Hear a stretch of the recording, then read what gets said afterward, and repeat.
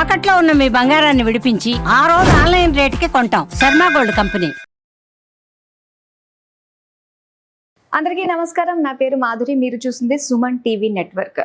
So అందరికీ గుర్తున్న సంఘటన, మర్చిపోలేని సంఘటన ఒకటి జరిగిందండి. మొన్న 22వ తారీఖున ఉగ్రవాద చర్య అన్నది మన భారతదేశం పెహల్గాంలో విరుచుకుపడింది.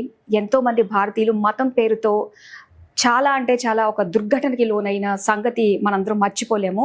మరి రానున్న రోజుల్లో ఎలా ఉండబోతుంది? పాకిస్తాన్ భారతదేశం మధ్య చాలా వరకు ఉన్న కొన్ని నీటి నిల్వ ఆపడం అన్నది, ఇలాంటివన్నిటిలో కూడా భారతదేశము పాకిస్తాన్ పైన విరుచుకుపడింది. మరి ముందు మనకి 3వ ప్రపంచ యుద్ధం తలెత్తే అవకాశాలు ఉన్నాయా? అసలు రానున్న 2-3 నెలల్లో మనకి భారతదేశానికి సంబంధించి యుద్ధానికి సంబంధించి ఎలా ఉండబోతుంది అన్న విషయాల గురించి మనకి కూలంకషంగా తెలియజేయడానికి మనతో పాటు ఉన్నారు ప్రముఖ జ్యోతిష్య పండితులు బ్రహ్మశ్రీ నందిబట్ల శ్రీహరి శర్మ గురువు గారు. నమస్కారం గురుగారు. వాగర్థ వివ సంపృక్తౌ వాగర్థ ప్రతిపత్తయే జగతః పితరౌ వందే పార్వతీ పరమేశ్వరౌ. సదాశివసమారంభాం శంకరాచార్య మధ్యమాం అస్మదాచార్య పర్యంతం వందే గురు పరంపరాం. ఆదిత్యాయ చ సోమాయ మంగళాయ బుధాయ చ గురుశుక్ర శనిభ్యశ్చ రాహవే కేతవే నమః. శృంగేరి జగద్గురు పీఠాధిపతులకి, కంచెపీఠాధిపతులకి నమస్కారములు తెలియచేసుకుంటూ కార్యక్రమాన్ని ప్రారంభిద్దాం. గురుగారు, మార్చి 29వ తారీఖున శని మార్పు, షడ్గ్రహ కూటమి, అలానే సూర్యగ్రహణం 3 వచ్చాయి. దానికి సంబంధించిన విపత్తులు మనం ఫ్యూచర్లో చూడబోతాము అని చెప్పేసి మీరు ఒక వీడియోలో తెలియజేశారు. అలానే నెల అవ్వకముందే మనం అలాంటివి చాలా చూసామండి. ఇండోనేషియా మయన్మార్లో భూకంపం వచ్చింది. దాదాపు 10,000 మంది కూడా చనిపోవడం జరిగింది. అలానే చూసుకున్నట్లయితే మొన్న ఏప్రిల్ 22వ తారీఖున ఉగ్రవాద చర్యలు కూడా చూసామండి. మతం పేరుతో అమాయకమైన ప్రజల్ని, ఆడవాళ్ళు ఎదురుగుంటాని ఎంత ప్రాధాయపడుతున్నా కూడా అసలు మానవ మృగాల్లాగా వాళ్ళు అక్కడికక్కడే షూట్ చేసి పాడేశారండి. సో అసలు అప్పటికి గ్రహస్థితి ఎలా ఉందంటారు అన్న విషయాలు తెలుసుకోవాలనుకుంటున్నాం గురుగారు. మీరు అడిగినట్టుగానేనమ్మా, మనము ఇంతకుముందు చెప్పుకున్నాం షష్టగ్రహ కూటమి మరియు శని మార్పు, అలాగే సూర్యగ్రహణం కూడా 29 మార్చ్ 2025 సంవత్సరంలో ఏర్పడింది. గ్రహణం మన భారతదేశంలో కనిపించలేదు. చాలామందికి అప్పుడు చెప్పడం జరిగింది ఏంటనంటే, ఈ యొక్క షష్టగ్రహ కూటమి ప్రభావ తదనంతరం ప్రధానంగా కొన్ని దేశాలలో ఇబ్బందికర పరిస్థితులు ఎదురవుతాయి, తీవ్రవాద హెచ్చరికలు కానీ, భూకంపాలు కానీ, సునామీ వాతావరణాలు కానీ ఏర్పడతాయి అని సుస్పష్టముగా చెప్పడం జరిగింది. అంతకంటే సుస్పష్టముగా ప్రసార మాధ్యమంలో తొట్టతొలిగా మీనరాశిలో ఈ యొక్క షష్టగ్రహ కూటమి, గ్రహణము, శని మార్పు 3 ఒకే రోజున జరుగుతున్నటువంటి కారణము చేత ఈశాన్య రాష్ట్రాలలో తీవ్రవాద హెచ్చరికలు కానీ, అసాంఘిక కార్యకలాపాలు కానీ, అలాగే ఎర్త్క్వేక్స్, భూ ప్రకంపనలు కానీ ఏర్పడేటువంటి అవకాశాలు, దీని తదనంతరం 3 నెలల వరకు కూడా దీని ప్రభావం ఉంటుంది. దీని ప్రభావం వల్ల విద్రోహకర చర్యలు ఎక్కువగా జరుగుతాయి. అది ప్రపంచవ్యాప్తముగా జరుగుతాయి. భారతదేశం కూడా దానికి మినహాయింపు కాదు, గ్రహణం కనబడకపోయినప్పటికీ అని సుస్పష్టముగా ఇదే మన సుమన్ టీవీ ప్రసార మాధ్యమంలో తెలియచేయడం జరిగింది. అయితే జరిగినటువంటి మారణకాండకి చాలా చింతించాల్సినటువంటిది. కానీ జ్యోతిష్య శాస్త్రం ప్రకారము అది మనం ముందుగానే ఊహించి చెప్పడం జరిగింది. చాలామంది ఆ సమయంలో గ్రహణం మనకు లేదు కదా, మనకు లేని దాని గురించి మనం ఎందుకు మాట్లాడుకోవడం, ఏదైనా చెప్పండి, అనవసరమైన విషయాలు ఎందుకు అని చెప్పి చాలామంది కామెంట్స్లో ఖండించడం కూడా జరిగింది. ఇదంతా ట్రాష్, ఏమీ జరగదు, అంతా బాగుంటుంది, పరమేశ్వరుడు అన్నీ చూసుకుంటాడు అని చెప్పి. కానీ జరిగినటువంటి యథార్థ సంఘటన ప్రతి ఒక్క భారతీయుని కుల మత విచక్షణ అనేది లేకుండా అందరి మనస్సుని కలిచివేసింది. తీవ్రవాద చర్యలు మన భారతదేశంలో 22వ తారీఖు రోజున జరిగినటువంటి చర్య చాలా అమానవీయ సంఘటన. అంటే హిందువా కాదా అని చెప్పి ప్యాంటు విప్పి మరీ కాల్చి చంపినటువంటి సంఘటన ప్రతి ఒక్కరూ ఖండించాల్సిందే. ఆనాడు ఉన్నటువంటి గ్రహస్థితి ప్రకారము చెప్పడం జరిగింది. అదే 22 ఏప్రిల్ 2025 గత వారం రోజుల కిందట జరిగినటువంటి హేయమైనటువంటి చర్యకి దారితీసినటువంటి పరిస్థితులు, ఆ సమయానికి ఉన్నటువంటి గ్రహస్థితిగతుల్ని ఒక్కసారి మనం నెమరు వేసుకొని ప్రయత్నం చేద్దాం. చూసుకున్నట్లయితే 22 ఏప్రిల్ 2025 మధ్యాహ్నం 3 నుంచి 4 మధ్య కాలములో ఈ యొక్క సంఘటన జరిగినట్టుగా మనకు ప్రసార మాధ్యమం ద్వారా మనకు తెలియచేయడం జరిగింది. అంటే ఆ సమయానికి ఉన్నటువంటి లగ్నం ఏంటండి? సింహ లగ్నం. అలాగే ఈ లగ్నము ప్రధానంగా ఈ సమయంలోనే జరగడానికి గల కారణము మనం తెలియచేసుకుందాం. ఎందుకనంటే ప్రధానంగా ఈ లగ్నము పాపకర్తరిలో పడింది. అంటే వెనక వైపున కుజుడు, రెండో ఇంట కేతువు, ఈ 2 గ్రహాల మధ్యన జరిగినటువంటి సంఘటన సమయానికి ఉన్నటువంటి లగ్నము సింహలగ్నం. ఇక్కడ మనం ప్రధానంగా చూసుకున్నట్లయితే భారతదేశమే ఎందుకు విక్టిమ్గా, ఎందుకు ఇది జరిగింది అని అంటే మనము చూసుకున్నట్లయితే నవీన శాస్త్రజ్ఞులు కన్యా లగ్నము మన భారతదేశ లగ్నంగా చెప్తారు. అలాగే మన భారతదేశానికి స్వాతంత్రము మనకు 15 ఆగస్టు 47 మధ్యరాత్రి జరిగింది. అది వృషభ లగ్నంలో జరిగింది అని చెబుతుంటారు. కాబట్టి వృషభ లగ్నాన్ని కూడా మనం కన్సిడర్ చేయాల్సిందే అని కూడా చెప్తారు. కానీ ప్రాచీన జ్యోతిష్యుల అభిప్రాయం ప్రకారము మకర రాశి భారతదేశానికి సంబంధించినటువంటి రాశిగా చెప్పబడి ఉంది.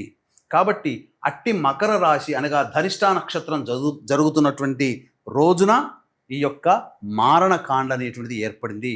ఏ నక్షత్రము అనగా ధనిష్ఠ నక్షత్రము అధిపతి కుజుడు, ఏ నక్షత్రాధిపతి అయినటువంటి నక్షత్రంలో చంద్రుడు ఉన్నాడో అట్టి నక్షత్రాధిపతి అయినటువంటి కుజుని చేత ఆ రోజు రాశ్యాధిపతి అయినటువంటి చంద్రుడు వీక్షింపబడుతున్నాడు. ఇక్కడ మనం చూసుకున్నట్లయితే చాలా సందర్భాలలో అనేక ఈ గ్రహాలన్నీ కూడాను పాపగ్రహాల యొక్క నక్షత్రాలలో సంచారం జరుగుతున్నటువంటి కారణము చేత ఇంత దుశ్చర్య మన భారతదేశంలో ఏర్పడిందని చెప్పవచ్చు. చూసుకున్నట్లయితే కుజుడు పుష్యమి నక్షత్రం శని, అలాగే కేతువు రవి నక్షత్రం పాపగ్రహం, రవి కేతు నక్షత్రము పాపగ్రహము, గురువు కుజ నక్షత్రము కుజుడు పాపి సహజ పాపి, చంద్రుడు ధనిష్ఠ నక్షత్రం అధిపతి కుజుడు సహజ పాపి, అలాగే శుక్రుడు రాహువు శని కూడా ఒకే నక్షత్రంలో సంచారం చేస్తున్నారు. మనకు పూర్వభాద్ర నక్షత్రంలో ఉన్నారు. అయితే బుధుడు తన సొంత నక్షత్రంలో ఉన్నప్పటికీ కూడా ఇక్కడ శుక్రరాహు శని సంయోగం అనేటువంటిది ఏంటంటే పిశాచ యోగాన్ని సూచిస్తుంది. గుర్తుపెట్టుకోండి, శని రాహుల కలయిక, కుజకేతుల కలయిక, కుజరాహుల కలయిక, శని కుజుల కలయిక, ఇవి పిశాచ యోగాన్ని సూచించేటువంటిది. ఒక ప్రఖ్యాత జ్యోతిష్యుని యొక్క అభిప్రాయ ప్రకారం కూడా శుక్రుడు రాహువు శని కలిస్తే అది పిశాచ యోగంగా పరిపూర్ణంగా చెప్పవచ్చు. అట్టి శుక్రరాహు శనులు పూర్వభాద్ర నక్షత్రంలో ఉన్నారు. ఇది సంపూర్ణమైనటువంటి పిశాచ యోగంగా చెప్పబడి ఉన్నటువంటిది. అట్టి పూర్వభాద్ర నక్షత్రాధిపతి అయినటువంటి గురువు వృషభంలో ఉన్నాడు అని అంటే అది మన భారతదేశ స్వాతంత్రానికి సంబంధించినటువంటి లగ్నము.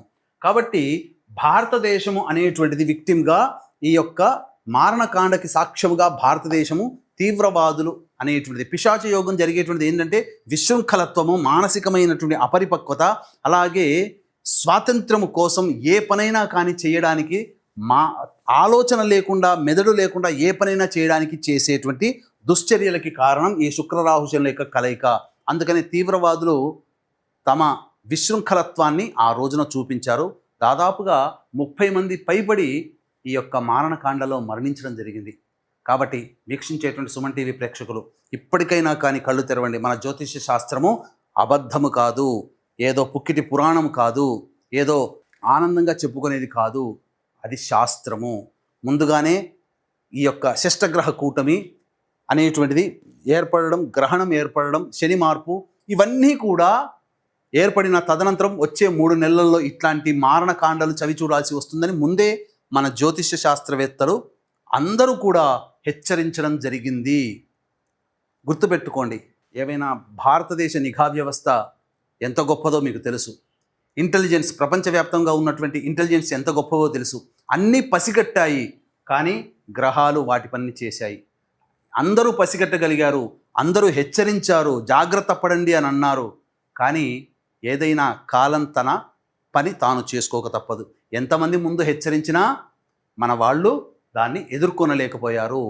ఇక్కడ మనం చూసుకున్నట్లయితే ప్రధానంగా కుజుడు చతుర్థ నవమాధిపతి అనగా గృహస్థానాధిపతి అయ్యాడు.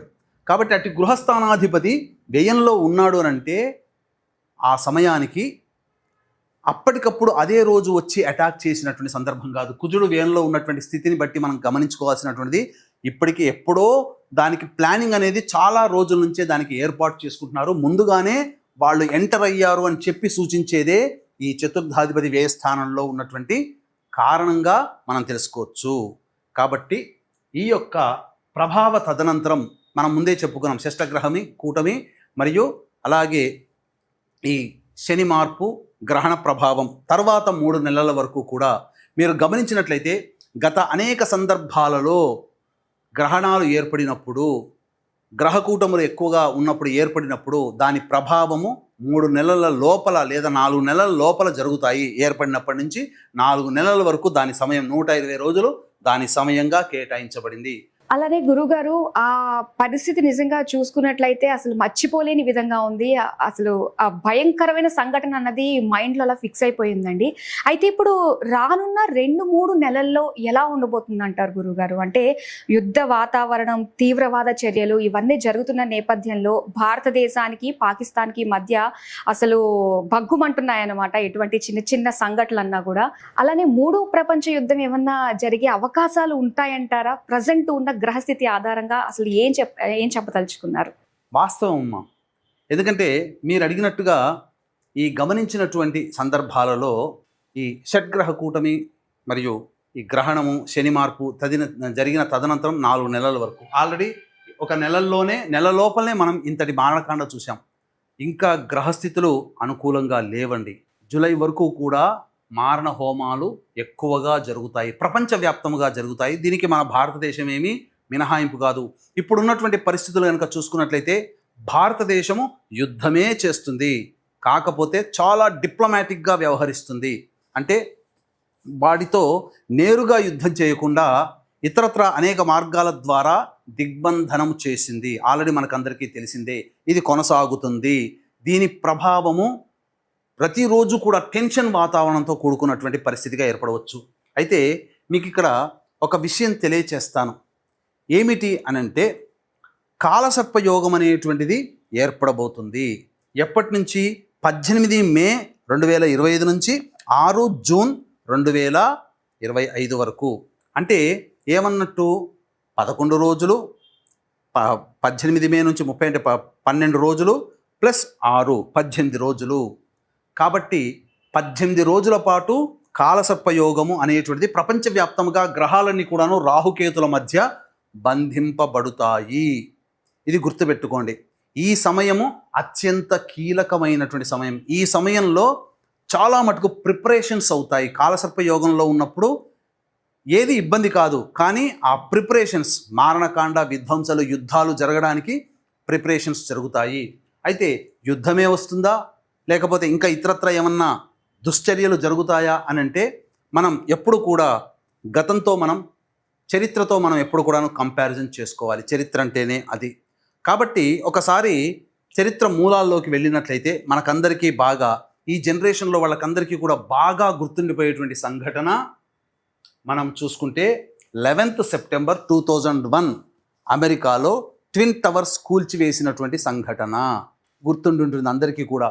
ఆ సమయంలో ఉన్నటువంటి గ్రహాల యొక్క స్థితిగతులని మనం చూసుకున్నట్లయితే ప్రధానంగా ఆ సమయంలో కుజుడు కేతువు కలిసి ఉన్నారండి. కుజకేతు గ్రహాల యొక్క కలయిక ఇది ప్రధానంగా.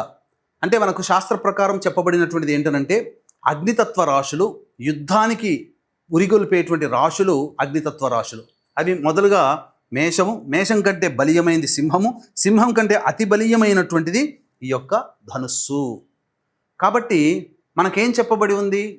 యుద్ధమే చేశారు తీవ్రవాదులు. ఒక విమానానితో 2 ట్విన్ టవర్స్ని కూల్చివేసి దాదాపు 10,000 పైచిలకు మంది ప్రాణాలు కోల్పోయారు. ప్రపంచమంతా కూడా దిగ్భ్రాంతి చెందింది. మతోన్మాదము ఇంత విధ్వంసాన్ని సృష్టిస్తుందా అని చెప్పి అంత ప్రపంచమంతా కూడా దిగ్భ్రాంతి చెందింది. ప్రధానంగా చూసుకున్నట్లయితే అక్కడ చంద్రుడు గమనించాల్సిన అంశం ఏంటంటే తెలియచేస్తాను. ఎందుకు ఈ చంద్రుడికి, గురువుకి, రాహుకి, శనికి, శుక్రుడికి, కుజుడికి, కేతువుకి సంబంధం అనేటువంటిది తెలియచేద్దాం. చంద్రుడు ఆ రోజున మిథున రాశిలో ఉన్నాడు. ఓకే, ఇది గుర్తుపెట్టుకోండి. గురు రాహుల యొక్క కలయిక ఇది కూడా మిథున రాశిలోనే ఏర్పడింది. తర్వాత సాధారణంగా శనిగ్రహాన్ని కనుక మనం చూసుకున్నట్లయితే రోహిణీ నక్షత్రములో శని సంచారం జరుగుతున్నటువంటి సందర్భములో క్షామం ఏర్పడుతుంది. ప్రధానంగా రామాయణంలోకి ఒకసారి వెళ్ళినట్లయితే రాముల వారి జననం కంటే ముందుగా దశరథ మహారాజు వారు దేవతల తరపున యుద్ధం చేశారు. యుద్ధం చేసిన తరువాత దేవతలకందరికీ కూడా ప్రీతిపాత్రుడయ్యాడు.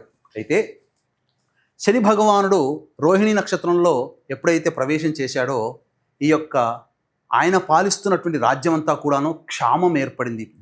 పంటలు వర్షాలు లేక ఎండిపోయాయి. ఇంతటి క్షామం ఏర్పడింది. ఇంతటి దుర్భరమైన పరిస్థితి ఎప్పుడు చూడలేదు. దీనికి తగు నివారణ మార్గం ఏంటి అని చెప్పి వశిష్ఠుల వారిని సంప్రదిస్తే అప్పుడు ఈ సంబంధించినటువంటి ఋష్యశృంగుడు రావడము, పాదం పెడితే తప్పకుండా వర్షాలు పడతాయని చెప్పడం, అంటే శని భగవాను కూడా స్తుతించడం జరిగింది. కాబట్టి క్షామము, దుర్భరమైనటువంటి పరిస్థితులు ఈ భూమి శని రోహిణి నక్షత్రంలో సంచరించినప్పుడు ఏర్పడుతుంది. అది గుర్తుపెట్టుకోండి. అందుకనే దశరథ మహావారు శనిని బాగా స్తుతించి శని యొక్క అనుగ్రహాన్ని పొంది ఋష్యశృంగుని దేశానికి రప్పించడం ద్వారా వర్షాలు పడడం, అదంతా కూడాను శని అనుగ్రహం వల్ల సంప్రాప్తమైంది. అందుకే దశరథుడు శనిని చాలా స్తుతించాడు. ఇప్పటికీ కూడా దశరథ ప్రోక్తమైనటువంటి శని స్తుతి చాలా ప్రభావవంతమైనది. కోణస్థో పింగళో బభ్రు అని వస్తుంది కదా, అది. అందుకని ఈ యొక్క గుర్తుపెట్టుకోండి, ఈ శని వృషభ రాశిలో సంచారం అనేటువంటిది మనం ఆఖరిలో మనకు ఈ శని భగవానుల వారు ఎంటర్ అవుతారు. ఎప్పుడు ఎంటర్ అవుతారు, దీనికి గల కారణం ఏంటి అనేటువంటి విషయాన్ని మనం తెలుసుకుందాం. శని వృషభ రాశిలో ఉండి, శని ప్రధానంగా ఏంటనంటే ఈ సంబంధించినటువంటి దేనికి కారకుడు, డిస్ట్రాయినెస్ అనగా పూర్తిగా నాశనం చేయగలిగేటువంటి శక్తి, వికారము వీటన్నిటినీ కలగచేస్తాడు. బాగా అనాసక్తి. శుక్రుడు ఏంటి, కంఫర్టబుల్ లైఫ్ అంటే ఏంటి, ప్రధానంగా భోగభాగ్యాలు, సంతోషము, సుఖాన్ని, భోగాన్ని కలగచేస్తాడు. అట్టి శుక్రుడు శని భగవాని చేత చూడబడ్డాడు. 11 సెప్టెంబర్ 2001 గురు రాహుల కలయిక, చంద్రుడు మిథున రాశి, అలాగే శని శుక్రుడిని చూడడం, కుజకేతుల కలయిక అగ్నితత్వ రాశి అయినటువంటి ధనుసు రాశిలో ఉండడం. ఈ కారణం చేత అప్పుడు అటాక్ అనేటువంటిది జరిగి దాదాపు 10,000 పైచులకు మంది పోవడం జరిగింది. ఇక వెరీ రీసెంట్గా మనం చూసుకున్నట్లయితే ఇజ్రాయెల్ అనేటువంటిది పాలస్తీనా మీద మిగతా దేశాలతో యుద్ధం ఇప్పటికీ కూడా జరుగుతూనే ఉంది. అది 7 అక్టోబర్ 2023 మార్నింగ్ 6:30కి అట్లా మనం చూసుకున్నట్లయితే ప్రధానంగా ఇక్కడ కూడా అదే విధమైనటువంటి గ్రహాల యొక్క స్థితిగతులు చూడండి. చంద్రుడు మిథున రాశిలో అన్నాను కదా, ఆ సమయంలో కూడా చంద్రుడు మిథున రాశిలోనే స్థితి పొంది ఉన్నాడు.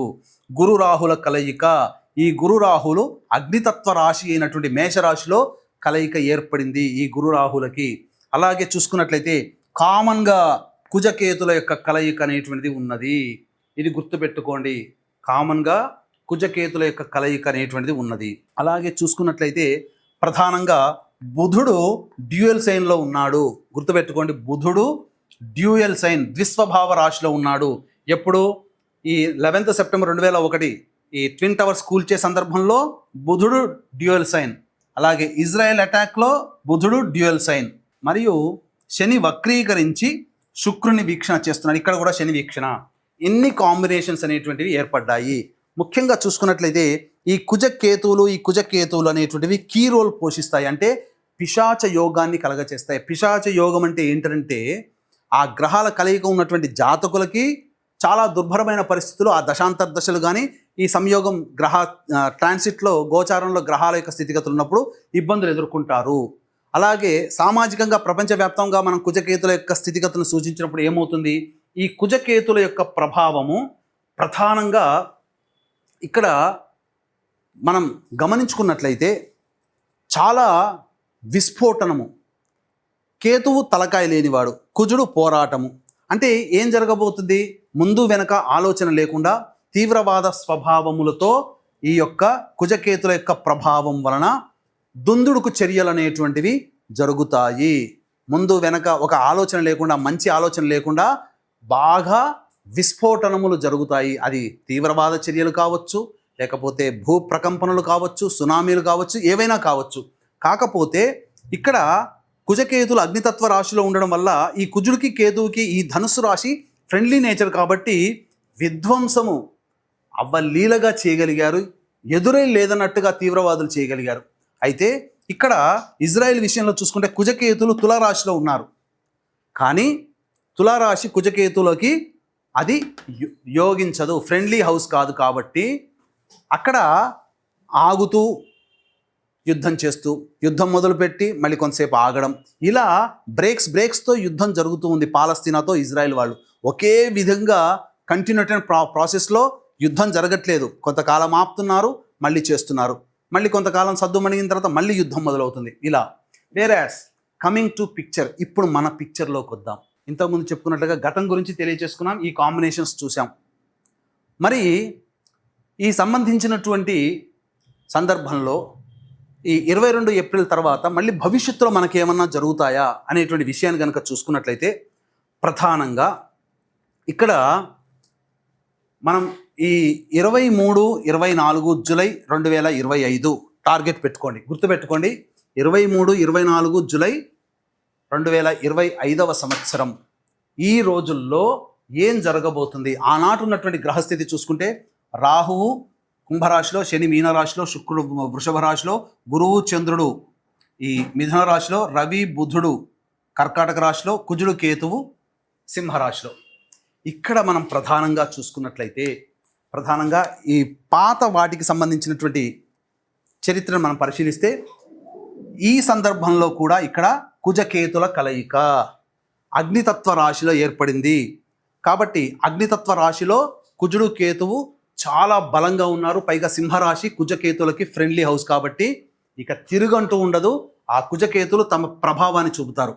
రాహు ఎయిరీ సైన్లో ఉన్నాడు కాబట్టి ఇది కూడా. అలాగే శని తన సొంత నక్షత్రంలో జలతత్వ రాశిలో ఉన్నాడు. ఇక్కడ చూసుకున్నట్లయితే శని శుక్రుల యొక్క వీక్షణ ఎలా ఉందో ఇక్కడ కూడా శని శుక్రుల యొక్క వీక్షణ, శని శుక్రుల మీద వీక్షణ ఉన్నది. అలాగే అన్ని సందర్భాల్లో చూసుకుంటే మిథున రాశిలో చంద్రుడు ఉన్నాడు. ఈ 23, 24 జూలైలో మిథున రాశిలోకి చంద్రుడు ఉంటాడు. కాబట్టి ఇది ఇక్కడ కాంబినేషన్ మనకు కుదిరింది. ఇక ప్రధానంగా చూసుకున్నట్లయితే ఈ కుజకేతుల యొక్క కలయిక పిశాచ యోగం అని చెప్పుకున్నాం కదా, అది కూడా ఇంతకుముందు జరిగినటువంటి విధ్వంసంలో ఇది ఏర్పడింది. మరి గురువుకి రాహువుకి సంబంధించి ఎక్కడా కూడా లేదు కదండి, గురు రాహుల కలయిక లేదు కదా, ఇంతకుముందు గురు రాహుల కలయిక ఉంది, గురు రాహుల కలయిక ఉంది, ఇక్కడ లేదు కదా అని అంటే ఇక్కడ గురు రాహుల కలయిక లేకపోయినప్పటికీ కూడాను గురువు 9వ దృష్టితో ఈ యొక్క రాహుని వీక్షణ చేస్తున్నాడు, గుర్తుపెట్టుకోండి. పైగా రాహువు గురు నక్షత్రంలో, గురువు చంద్రుడు రాహు నక్షత్రంలో ఉన్నారు. ఇది చాలా కీలకం.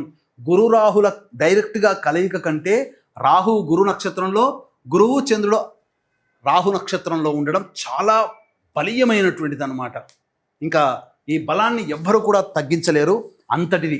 కాబట్టి ఇంకా మనం విషయాలు చూసుకున్నట్లయితే ప్రధానంగా ఈ అటాక్ జరిగినప్పుడు నక్షత్రాలు ఏవైతే ఉన్నాయో పాపగ్రహాలకు సంబంధించినటువంటి నక్షత్రాల్లో గ్రహాలన్నీ ఉన్నాయి. ఇప్పుడు కూడా చూసుకుంటే శని ఉత్తరాభాద్ర నక్షత్రం అంటే తన సొంత నక్షత్రం, శని పాపగ్రహమే. శుక్రుడు మృగశిర నక్షత్రం, కుజుడి యొక్క నక్షత్రం, కుజుడు పాపగ్రహమే. గురు చంద్రులు రాహు నక్షత్రం, గురుచంద్రుడు కూడా పాపగ్రహ నక్షత్రాల్లోనే.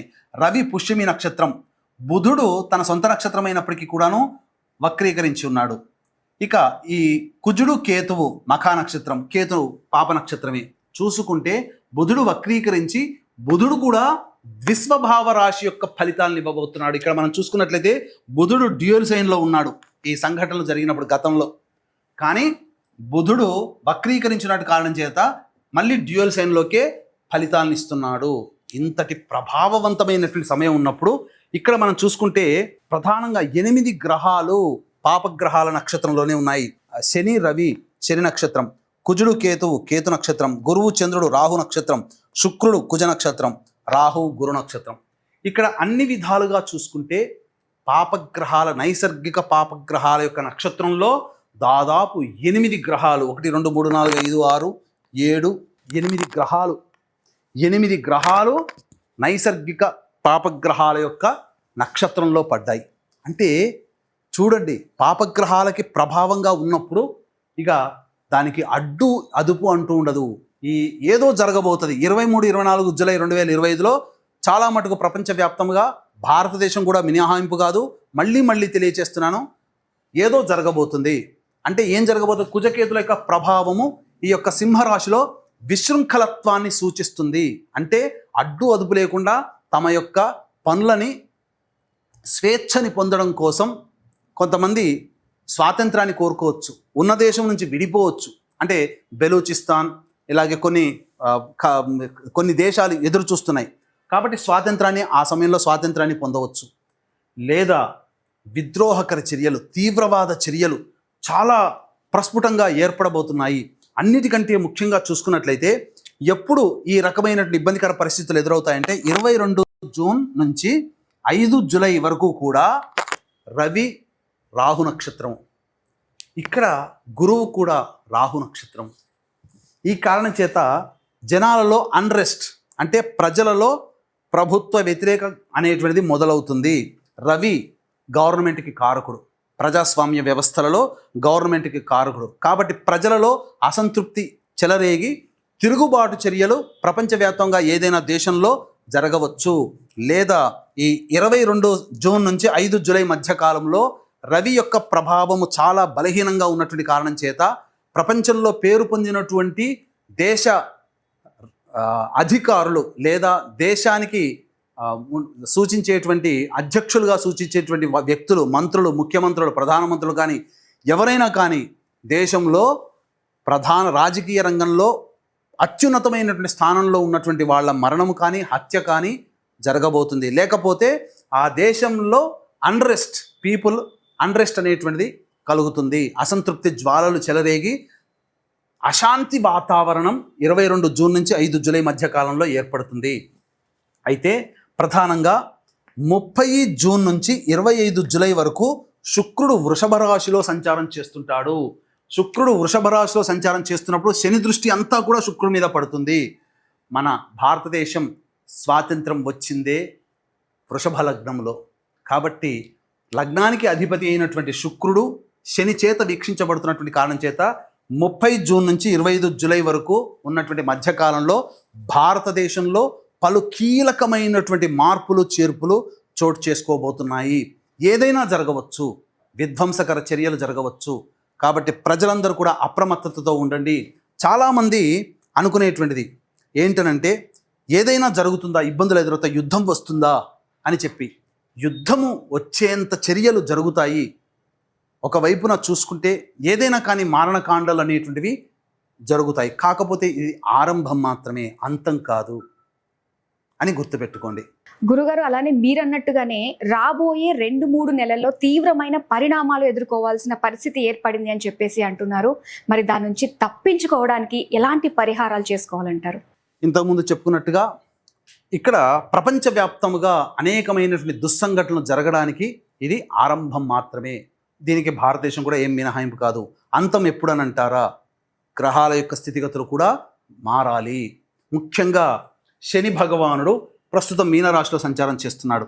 వృషభ రాశిలోకి రావాలి అంటే ఇంకా 2.5 సంవత్సరాలు ప్లస్ 2.5 5 సంవత్సరాలు తర్వాత ప్లస్ ఒక 9 నెలలు, 5 సంవత్సరాల 9 నెలల తర్వాత ఈ యొక్క ప్రభావము ఏర్పడబోతుంది. అంటే 2030వ సంవత్సరంలో జూలై, ఆగస్ట్, సెప్టెంబర్ ఈ మధ్య కాలంలో చాలా మటుకు ఎప్పటి నుంచో చాలామందికి ఊహాజనితమైనటువంటిది థర్డ్ వరల్డ్ వార్ అని అంటారు కదా, అటువంటిది జరగబోయే అవకాశం ఉంటుంది.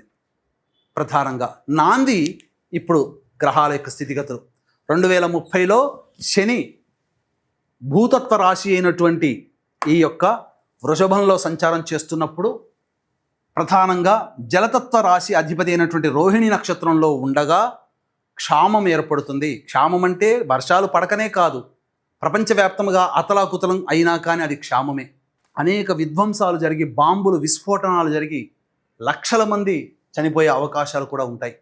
కాబట్టి 2030 నుంచి అప్పుడు జరిగేటువంటి గొప్పది ఏంటంటే ప్రధానంగా భారతదేశము విశ్వగురు స్థానానికి చేరుకుంటుంది. భారతదేశానికి తిరుగులేని స్థానంలో చేరుకోబోతుంది.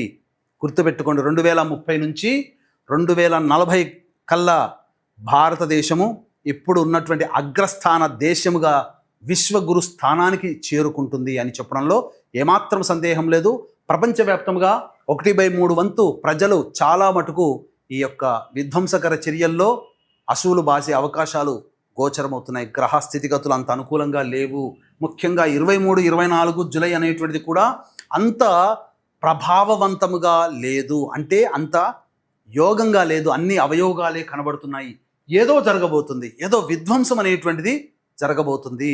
ఈ 23-24 జూలై మాసంలో 23-24 తేదీల్లో జూలై నెలలో ఏదో జరగబోతుంది. ఎందుకంటే గ్రహాలన్నీ కూడా 8 గ్రహాలు మనకు పాపగ్రహాల యొక్క నక్షత్రంలో ఉండడం, 9వ గ్రహం బుధుడు కూడా వక్రీకరించి ఉండడం, ఈ కారణం చేత బుధుడు కూడా ఆశ్లేష నక్షత్రం, అది కూడా వక్రీకరించి ఉన్నటువంటి కారణం చేత అసలు 9 గ్రహాలు ఉన్నటువంటి నక్షత్రాధిపతులు పాపగ్రహాలే. ఈ ప్రభావం వలన ప్రపంచవ్యాప్తముగా అందున ముఖ్యంగా భారతదేశంలో 23-24 తేదీలలో జూలై నెలలో 23-24 తేదీలలో ఏదో జరగబోతుంది. ఖచ్చితంగా సామూహిక మారణ హోమాలు కూడా జరుగుతాయి. తీవ్రవాద బాగా జరుగుతుంది. ఏదో విధ్వంసాలు జరుగుతాయి. ఇక గ్రహాలన్నీ కూడా అనుకూలంగా లేని కారణం చేత ఎంతటికైనా కానీ తెగించే అవకాశం ఉంటుంది. అణు విధ్వంసాలు కూడా జరిగే అవకాశాలు గోచరమవుతున్నాయి. కాబట్టి ప్రజలందరూ కూడా అప్రమత్తతతో ఉండండి. దేవతా ఆరాధన చేయండి. అందరూ కూడా సర్పదేవత ఆరాధన అనగా సుబ్రహ్మణ్య స్వామి ఆరాధన, మానసాదేవి ఆరాధన, లలిత అమ్మవారి ఆరాధన, మృత్యుంజయుని ఆరాధన, సుబ్రహ్మణ్య స్వామి ఆరాధన, వినాయకుడి ఆరాధన, ఈ 5 దేవతల యొక్క ఆరాధన అందరూ చేయండి. ఇంట్లో ప్రతిరోజు నామస్మరణ చేసుకోండి. మీరున్నటువంటి కుటుంబం, ప్రాంతము, మీరున్నటువంటి జిల్లా, రాష్ట్రము, దేశము అందరూ కూడా సుభిక్షంగా ఉంటారు. కాబట్టి దయచేసి నా యొక్క విన్నపం, జ్యోతిష్య శాస్త్రము అకల్పితము కాదు, కల్పితము కాదు, శాస్త్రమే అనే విషయాన్ని గుర్తుపెట్టుకోండి. గ్రహకూటమి అనేటువంటిది గ్రహ ప్రభావం ఎంతదైనప్పటికీ కూడా, మనం ఎంత గొప్ప నిఘా వ్యవస్థ పెట్టినప్పటికీ కూడా కాలగమనంలో కాలపురుషుని యొక్క ఆధీనంలో గ్రహాలు వాటి పని వాడు చేసుకుపోవాల్సిందే. మనం ఎంత ఇంటి కాపలా ఉన్నా దొంగ అనేవాడు మన కాలం మన రాత్రి బాగోలేకపోతే దొంగ మన ఇంట్లోకి ప్రవేశం చేస్తాడు, దొంగతనం చేసుకొని వెళ్ళిపోతాడు. మనం కంటి మీద కునుకు లేకుండా మనం కాపలా కాస్తున్న జరిగి తీరుతుంది రాసి పెట్టుంటే. అదే షష్టగ్రహ కూటమి మరియు గ్రహణము మరియు శని మార్పు జరిగినటువంటి 29 మార్చి రోజున కాలపురుషుడు నిర్దేశించి చెప్పడం జరిగింది. ఎంత గొప్ప నిఘా వ్యవస్థలు హెచ్చరించినప్పటికీ కూడా ఆ కాలపురుషుని ఆధీనంలో జరగాల్సినటువంటి మారణకాండ, తదనంతరం భవిష్యత్తులో జరగాల్సినటువంటి విధ్వంసకర చర్యలకు సంబంధించినటువంటి నాంది మరియు భవిష్యత్తు జీవితంలో 2030వ సంవత్సరంలో గ్రహాల మార్పు వలన ఏర్పడేటువంటి యొక్క విధ్వంసాన్ని ముందుగానే శాస్త్ర ప్రకారం తెలియచేయడం అనేటువంటి కాలపురుషుని ఆధీనంలో ఉంటుంది. కాబట్టి ఎవ్వరూ తప్పించలేరు. ఇది ట్రాషు, అంతా ఏమి వేస్టు, ఇదంతా బతుకు తెరువు కోసం చెప్పుకునే మాటలు అనేటువంటి మూర్ఖులని మనం రంజింప చేయలేము. కాబట్టి అందరూ మూర్ఖులు ఉండరు కదా. చదువుకున్న వాళ్ళలో విద్యావంతులు, సంస్కారవంతులు, చదువు లేని వాళ్ళలో సంస్కారవంతులు ఉంటారు. దైవ అనుగ్రహం కోసం పాటుపడేటువంటి వాళ్ళు ఉంటారు. అటువంటి వాళ్ళు ఆ దేవుని యొక్క అనుగ్రహాన్ని పొందడం ద్వారా వాళ్ళు రక్షింపబడతారు అని చెప్పడంలో ఏమాత్రం సందేహం లేదని తెలియజేస్తూ, అందరూ కూడా భవిష్యత్తులో చాలా మటుకు ఇప్పటి నుంచి 29 జూలై తారీఖు వరకు కూడా గుర్తుపెట్టుకోండి. ఏప్రిల్ అయిపోవస్తుంది, మే, జూన్, జూలై, ఇంకా 3 నెలలు మనం గ్రహకూటమి, షష్టగ్రహ కూటమి, గ్రహణము, శని మార్పు జరిగినప్పుడు 4 నెలల వరకు దాని ప్రభావం ఉంటుందని ఇదే సుమన్ టీవీ ప్రసార మాధ్యమంలో నొక్కి వక్కాణించి చెప్పడం జరిగింది. అదే సందర్భంగా జూలై వరకు కూడా ఈ రకమైనటువంటి తీవ్రవాదము, ప్రకృతి ప్రకోపాలు, సునామీ కానీ, భూకంపాలు కానీ, అగ్ని ప్రమాదాలు కానీ, ఏవైనా కానీ చాలా మ్యాసివ్ లెవెల్లో ఉండబోయే అవకాశాలు ఎక్కువగా గోచరమవుతున్నాయి. 18 మే నుంచి 6 జూన్ వరకు కాలసర్పయోగం ఉండబోతుంది. అలాగే 30 జూన్ నుంచి 25 జూలై వరకు కూడా శుక్రుడు వృషభ రాశిలో ఉంటాడు, శని చేత చూడబడుతుంటాడు. అలాగే ముఖ్యంగా ఆ సమయాలు చాలా జాగ్రత్తగా ఉండాలి. అన్నిటికంటే ప్రధానంగా 22 జూన్ నుంచి 5 జూలై మధ్యకాలంలో ప్రధానంగా, అంటే 30 జూను ఇక్కడ 22, అంటే 30 జూన్ నుంచి 5 జూలై మధ్యకాలము ఏదో దేశంలో అన్రెస్ట్, అది పాకిస్తాన్ కావచ్చు, ఇంకేదైనా దేశం కావచ్చు. 30 జూన్ నుంచి 30 ప్లస్ 5 జూలై అంటే 6 రోజుల మధ్యకాలంలో తీవ్రంగా ఏదో జరగబోతుంది. అంటే 30 జూన్ నుంచి 5 జూలై మధ్యకాలము చాలా కీలకమైనటువంటిది. అప్పుడు ఏర్పడినటువంటి సంఘటనల ప్రభావము 23-24 జూలైలో దానికి ముగింపు పలికే విధంగా ఉండబోతుంది. ఏదైనా కానీ జూలై వరకు కూడా వీక్షిస్తున్నటువంటి ప్రేక్షకులందరూ జూలై వరకు కూడా అందరూ కూడా దైవ ధ్యానంలో ఉండే ప్రయత్నం చేసి మనల్ని మనం దైవానుగ్రహం వల్ల రక్షించుకునే ప్రయత్నం చేద్దాం. చూసారు కదండి, రాబోయే 2-3 నెలల్లో మనం చాలా జాగ్రత్తగా ఉండాలి. దానికి సంబంధించి అది బయటపడడానికి ఎలాంటి పరిహారాలు ఉన్నాయన్న విషయాలు కూడా మనకి గురువుగారు తెలియజేశారు. అందరం కూడా అది ఖచ్చితంగా పాటించి తీరాల్సిందే. ఇంత చక్కగా మా అందరికీ వివరించినందుకు ధన్యవాదాలు గురువుగారు. సర్వం శ్రీ ఉమామహేశ్వర పరబ్రహ్మార్పణమస్తు.